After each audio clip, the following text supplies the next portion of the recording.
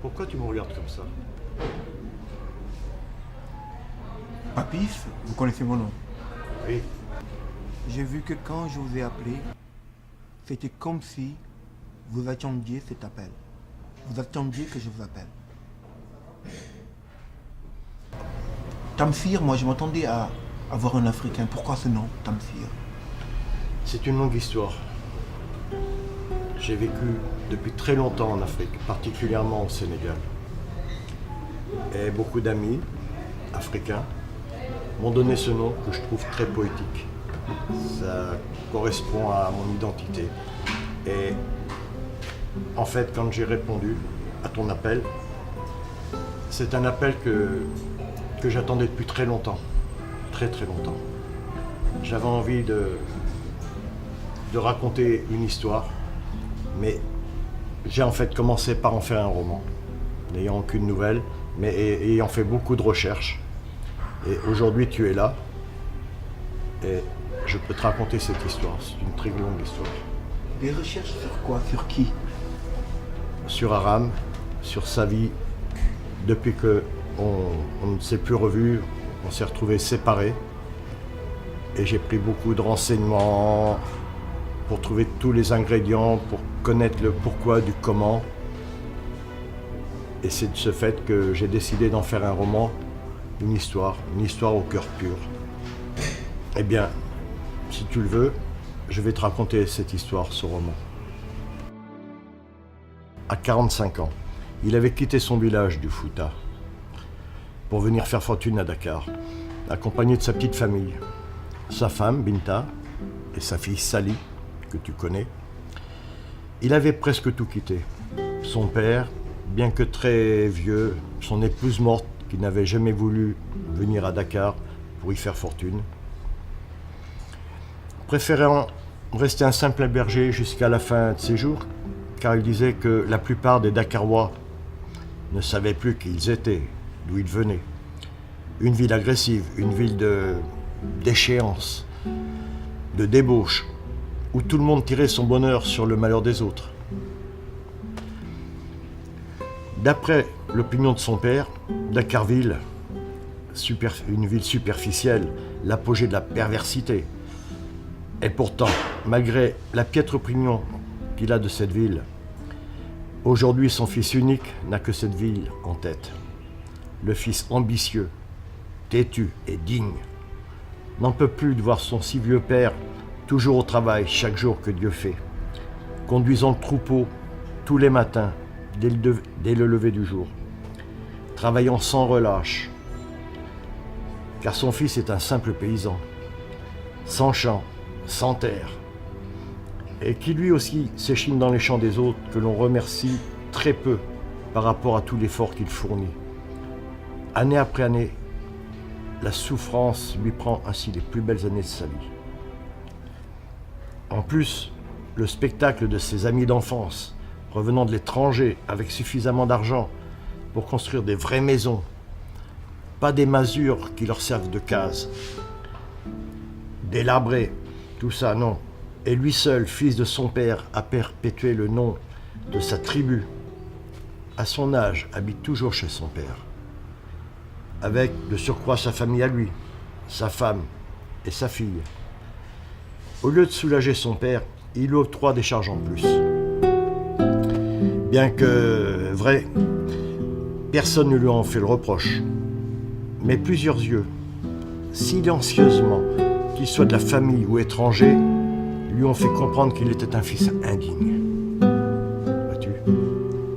Voilà pourquoi, malgré la légendaire hospitalité de son père, il voulut partir, lui et sa petite famille.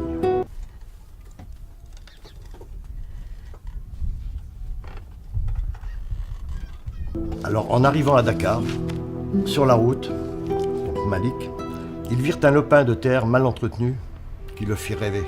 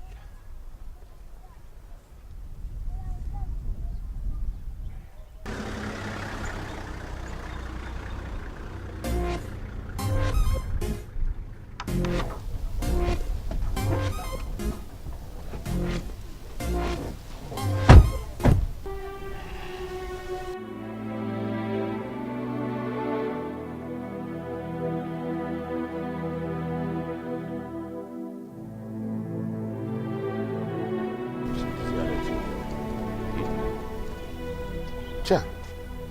Oh. Oh, oh. Mais qu'est-ce que vous faites là? Hein? Hein? Ben, monsieur, j'ai cherché simplement une terre à exploiter. Eh bien, vous cherchez une terre à exploiter, voilà, vous entrez librement. Non mais je la Avec trouve femme, enfant. je la trouve magnifique. Magnifique votre en quoi, là? terre. Je tiens à cette terre. Mais J'y tiens, j'y tiens. Qu'est-ce qu'elle a, cette terre? Calmez-vous, calmez-vous. Ça, Malik. c'est mon domaine, quand même. Calme-toi, calme-toi. Calmez-vous, monsieur. On voudrait tout juste un lopin de terre, c'est tout. S'il vous plaît, calmez-vous. Vous avez de la chance. Parce que je trouve votre visage quand même honnête. Excusez-moi. Alors, qu'est-ce que vous faites là? Mais je vais vous expliquer, monsieur. Ça fait des années et des années que je cherche une terre à exploiter. Quand je suis arrivé sur cette terre, on dirait que cette terre est bénite quelque part. Comprenez-vous? Oui, mais moi, bénite ou pas bénite, j'en sais rien, moi. Hein? Ça, c'est mon domaine. Et tout ce que je cherche, c'est de l'argent. Rentabiliser mon domaine et gagner de l'argent. Mais peut-être que je peux vous proposer quelque chose. On peut trouver un arrangement, Oui, oui, oui. Un terrain d'entente. s'il vous plaît. Un terrain d'entente en Oui, quoi? Oui, pour le terrain. Pour le terrain. Ah, Comme ah dit oui, mon oui. épouse, pour le terrain. Oui, oui, mais moi, j'allais juste l'exploiter pour... Je voulais construire un palais, quoi. Je rêve d'un palais, quoi. Ce terrain est assez grand. On peut avoir un lopin, n'est-ce pas? Oui, Oui, juste un lopin. petite parcelle. Oui. Monsieur, une question. Vous voulez vraiment l'exploiter? C'est mon souhait, c'est mon vœu.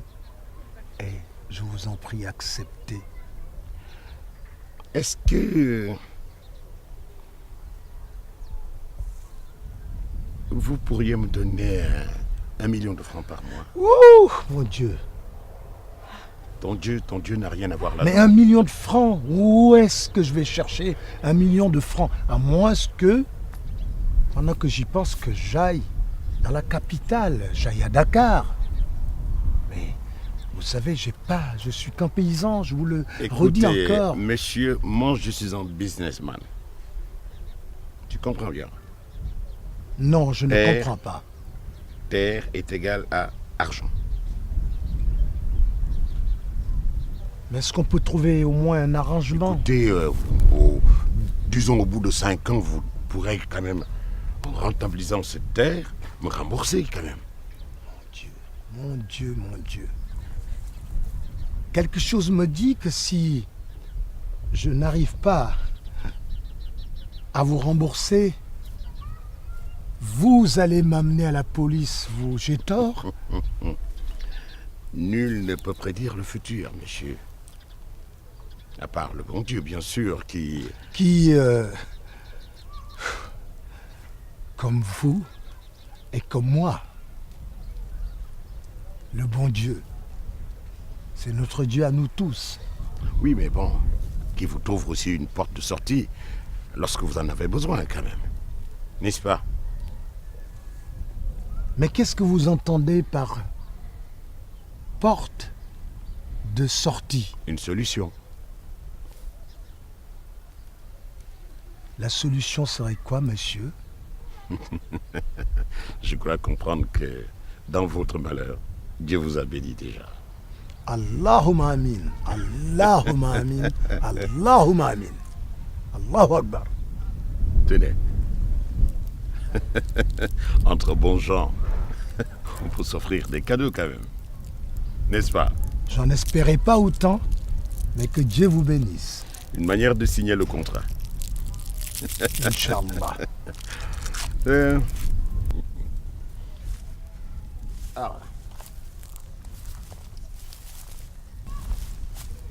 Elle est mignonne, ta fille.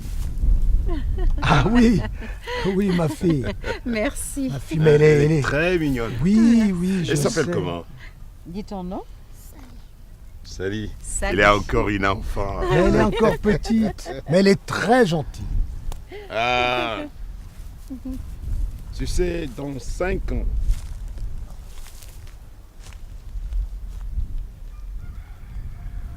tout sera permis.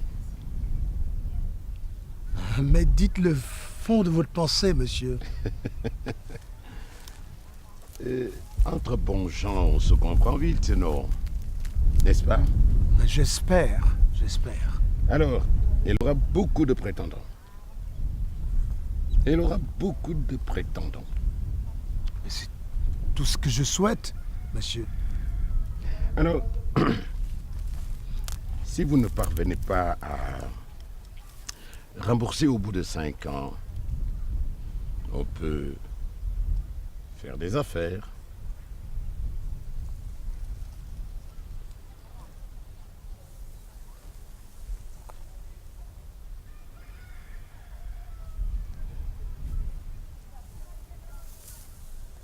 Monsieur, vous savez, moi je suis un paysan. Oui. Et je n'ai qu'une seule parole. Et ça, c'est ma dignité. Bravo. Merci. D'ailleurs, votre visage me le fait découvrir un peu quand même, quoi qu'on Merci. puisse dire. Merci beaucoup, Et alors, monsieur. je vous propose ceci. Oui. Vous n'arrivez pas à payer au bout de 5 ans. On fait un deal. Vous, la terre, et moi, votre fille.